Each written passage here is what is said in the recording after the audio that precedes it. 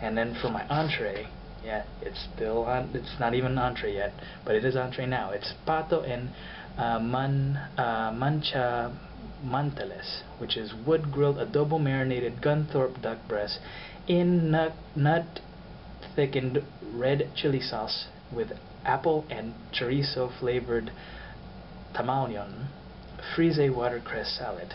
And that's from the website. I had to remember what it was, but I have to say that I'm not a fan of like a tamale, or I guess what do they call it, a tamalon, but it wasn't extremely dry. It was actually quite delicate. When you put your fork down on it, it kind of moved really well, and it was you know, like a tamale. It was corn based, but it wasn't heavy. It was very light.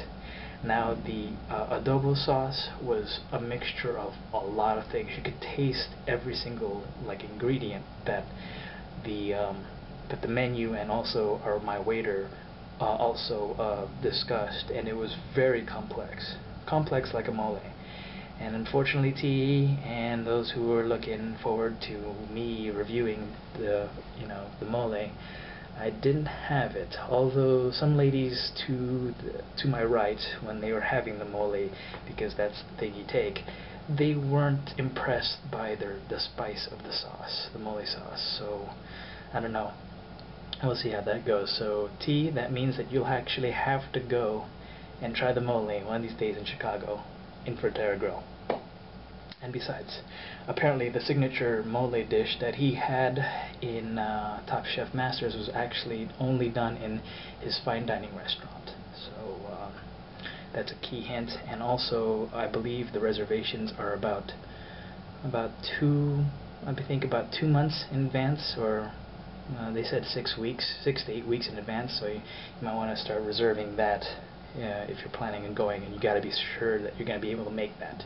It's also fine dining, which means you'll also have to dress up for it. There is a dress code strictly enforced in his fine dining restaurant, which I keep forgetting the name of. So Frontera Grill, I was able to wear a t-shirt like this, some standard jeans, and no problems at all.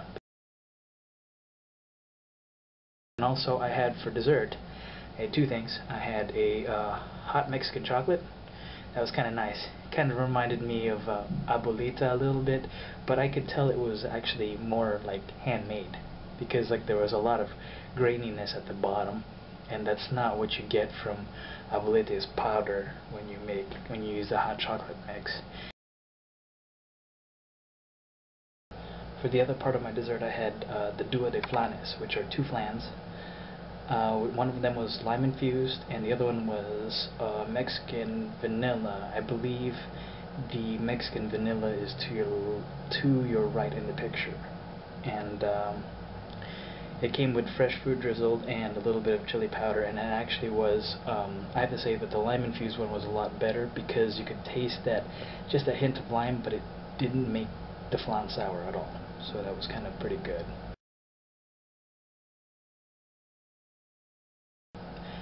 And that was pretty much it. I have to say that Frontera Grill was pretty good. I mean, it was really, really good. If I could, I would come back again and again and again during the various times, because he keeps changing his menu every month. So it always kind of makes everything fresh. Also, a couple of days ago, I was told that Rick Bayless bought the next property. If you're looking at his restaurants, to the left. So Topoblamo is center now, Frontera would be to the right, and this new little restaurant is called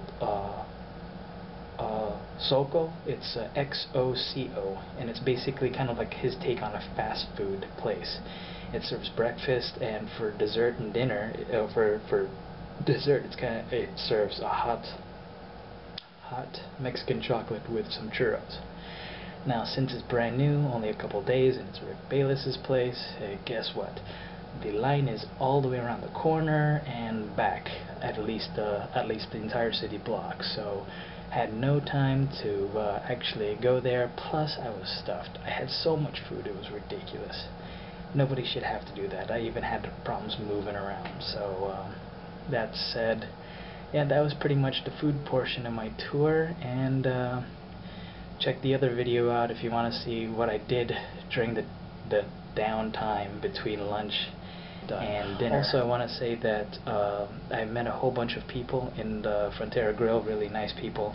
A couple to my left was actually celebrating their anniversary. I want to say hello to them, as well as there's a gentleman who who I sat behind, where he and his family and his little son were there from Detroit, Michigan, I believe, from the Detroit, Michigan area, and he was kind of chronicling his tour too, so he was kind of interested, and so I guess I'm getting a following from all the times I'm talking to people and getting an idea of what they like to do or what I'm doing, essentially, and maybe they'll keep following me on as I continue on to the other cities. So I just want to say hello, guys, and hope you enjoy it. Please comment and tell me if there's any recommendations or not, or you know, what I could do to make it better for you guys, so you guys can hear all the stories. So anyway, that's the end of day 3.